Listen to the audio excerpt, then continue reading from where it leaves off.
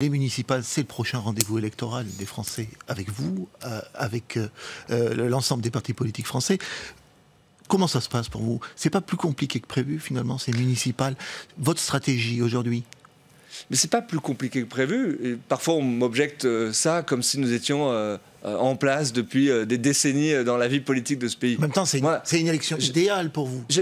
Mais en même temps, au niveau local, c'est quelque chose qui devrait fonctionner. J'arrête pas de dire ça. Il y a beaucoup de maires qui ont fait du En Marche avant En Marche. Et donc, on travaillera avec eux. Pour ceux qui ont fait du bon boulot, qui ont déjà rassemblé largement, qui portent justement cette idée qu'on porte profondément En Marche, de dépassement du clivage entre la gauche et la droite qui marche pas très bien, particulièrement au niveau municipal. Donc oui, nous assumons notre statut d'entrant dans la vie politique. On est une jeune formation, nous étions inexistants il y a 3 ans. Et donc cette élection, c'est l'élection de l'ancrage territorial pour La République En Marche. Mon objectif, c'est très simple, c'est que demain, il y ait beaucoup plus d'élus locaux en marche, d'élus locaux progressistes, parce que je pense que c'est une condition pour justement réussir la transformation du pays. Aujourd'hui, à 4 mois des municipales, qu'est-ce que vous visez comme objectif? Quels sont les objectifs de La République? De façon très claire, aujourd'hui, on a 2000 élus locaux identifiés marcheurs En Marche.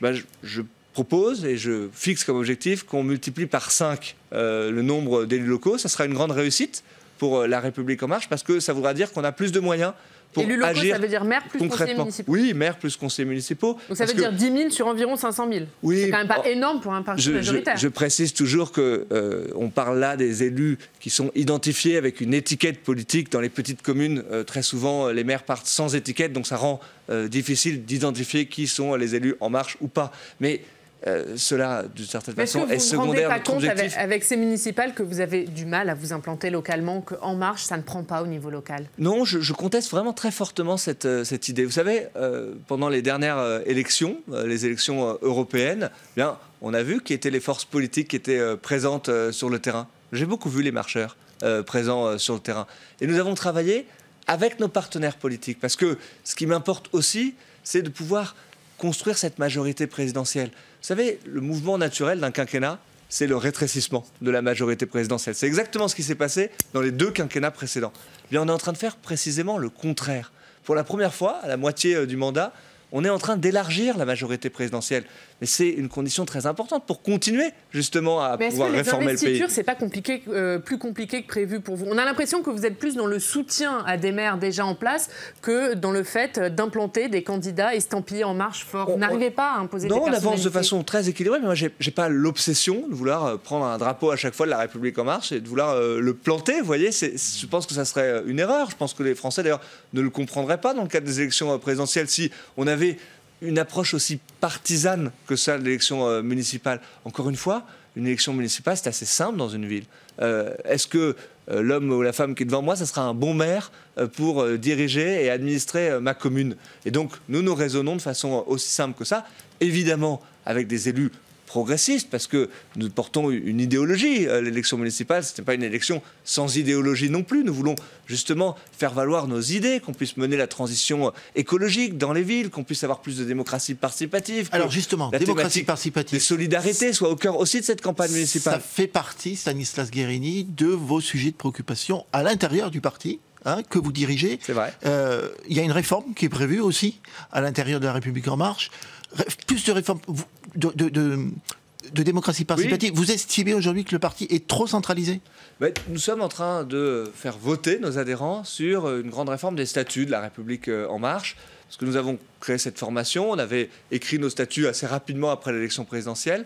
Moi, je souhaite que ce mouvement, mais ça rejoint la question que vous me posez, soit justement plus décentralisé, puisse exister sur tous les territoires de France. Et donc, nous proposons dans notre réforme des statuts un grand mouvement de décentralisation, de donner plus de pouvoir aux départements, aux territoires dans notre pays, de mettre plus de démocratie locale. Vous voyez, on n'avait pas d'élection à la tête de nos comités locaux. On va faire une élection à la tête de chaque comité local. C'était quand même une curiosité, ça. C'était quand même une curiosité. Ça faisait trop anciennement, peut-être? Non, mais je pense que nous avons démarré ce quinquennat de façon générale avec le besoin d'avancer vite, d'avancer de façon homogène. On l'a vu, c'est comme ça que nous avons avancé pour le gouvernement, pour la majorité à l'Assemblée nationale, et aussi un peu pour notre mouvement. Eh bien, je crois qu'est venu aussi le temps de faire l'acte 2 aussi de La République En Marche. Et ça faire confiance à nos territoires, aux marcheurs qui, sur le terrain, font vivre le mouvement. Sur votre majorité parlementaire, une dizaine de députés ont quitté votre groupe parlementaire. Est-ce qu'il y a un problème? Non, une dizaine depuis le début du quinquennat. On a un groupe qui reste fort, plus de 300 députés. Je pense que c'est normal qu'en avançant, des désaccords puissent être exprimés. Vous voyez bien que c'est quand même assez minoritaire.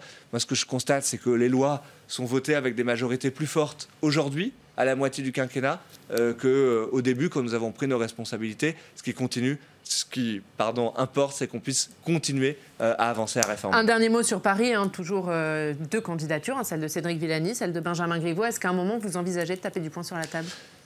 Il y a une candidature de La République En Marche, qui est celle de Benjamin Griveaux. Nous, on a investi un candidat. Ce que je constate, c'est qu'il avance, il mène une bonne campagne sur le terrain. Mais Cédric Villani est toujours membre de La République En Marche. Oui, il est toujours membre parce que nous avons voulu, et je tiens à cette position, avoir une position de rassemblement. Oui, je crois que offrir une alternative à la politique d'Anne Hidalgo, à la façon dont elle administre aujourd'hui la ville de Paris, c'est partir rassembler dans cette élection. Et vous voyez bien que vous n'y arrivez pas. Vous allez rester avec cette double candidature jusqu'au 15 mars. Nous avons la volonté de garder la main tendue pour Cédric Villani. Je crois que son projet n'est pas si différent du projet qui est porté par celui de Benjamin Griveaux. Et donc, oui, moi je crois et je continuerai à être un artisan du rassemblement, parce que je pense que la victoire passe à rallier par Benjamin Griveaux, vous faites quoi avec Cédric Villani? Bien, nous avons toujours dit que nous souhaitions arriver rassembler avant même le premier tour, et donc je garde évidemment le dialogue avec Cédric Villani, avec celles et ceux qui l'entourent, parce que, encore une fois, nous avons besoin d'une alternance à Paris et elle passe par le rassemblement. Merci.